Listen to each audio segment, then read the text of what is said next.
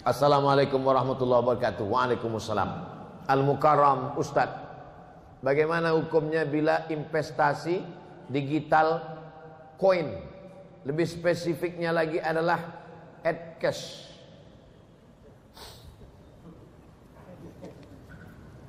Dulu awal-awalnya jual belinya, bapak punya padi, saya punya ikan. Ikannya ditukar dengan padi.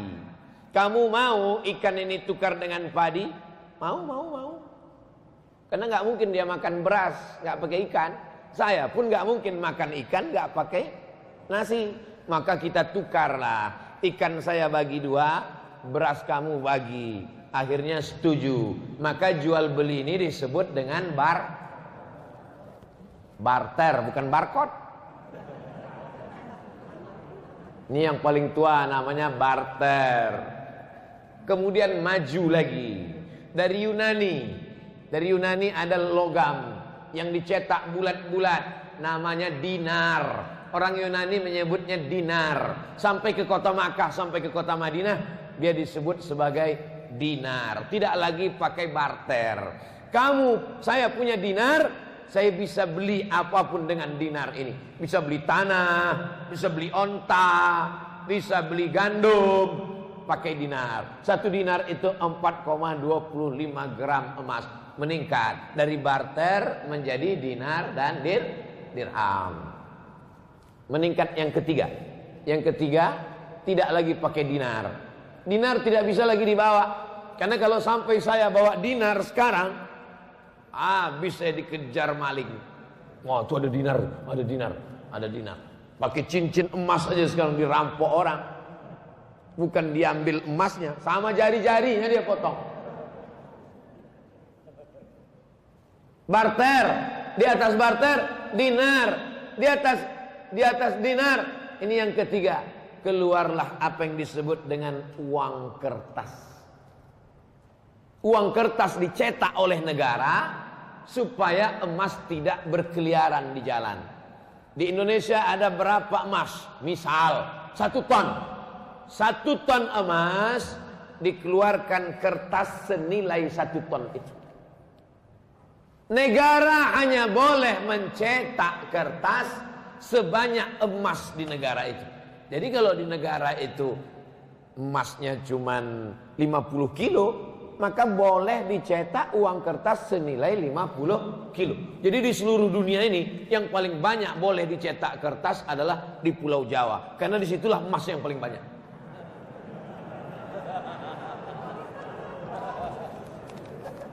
Lalu kemudian Amerika mencetak kertas lebih banyak dari emas yang ada di negaranya. Ini yang pertama kali melanggar di dunia ini, Amerika. Dia cetak kertas, ternyata nilai emasnya tidak sebanyak itu. Di Amerika itu emas tidak terlalu banyak.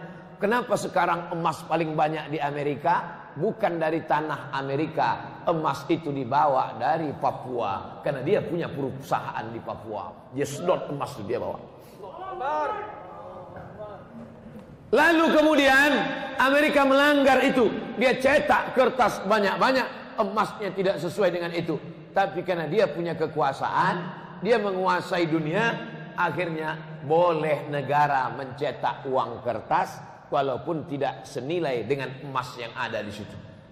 Sudah 3. Barter, dirham, dinar, kertas. Sekarang puncaknya yang keempat. Ini yang disebut dengan duit digital. Digital money. Produknya banyak, macam-macam. Sama dengan uang kertas. Namanya uang kertas, tapi ada rial, ada ringgit, ada rupiah. Nah sekarang yang keempat ini digital money. Money crypto. Jadi macam-macam dia. Duitnya nggak ada. Kalau kertas tadi masih ada kertasnya. Ini kertas. Ini kertas. Yang ini digital money. Uangnya tuh di alam gaib. Nggak ada. Tapi dia punya. Adanya cuma di handphone, cuma di laptop. Disimpan di suatu tempat. Maka kesepakatan pertemuan ulama di Universitas Darussalam Gontor Ponorogo Ketemulah di situ pakar-pakar ekonomi Islam. Kesepakatannya dua. Yang pertama, sebagai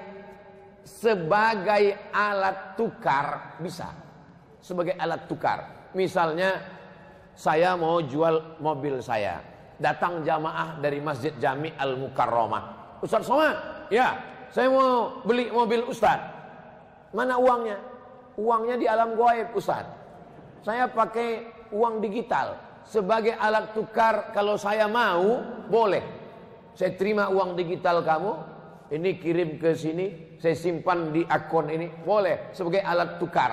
Tapi sebagai alat investasi, sebaiknya tidak. Kenapa sebaiknya tidak? Karena nilainya tidak stabil. Uang kertas saja pun nilainya tidak stabil. Uang kertas mengalami resesi. Uang kertas mengalami apa yang disebut dengan nilainya tak sama, jatuh. Harga kambing zaman Nabi dengan zaman sekarang pakai uang dinar sama, karena emas itu stabil. Makanya orang sekarang berbondong-bondong menyimpan emas. Emas tetap naik.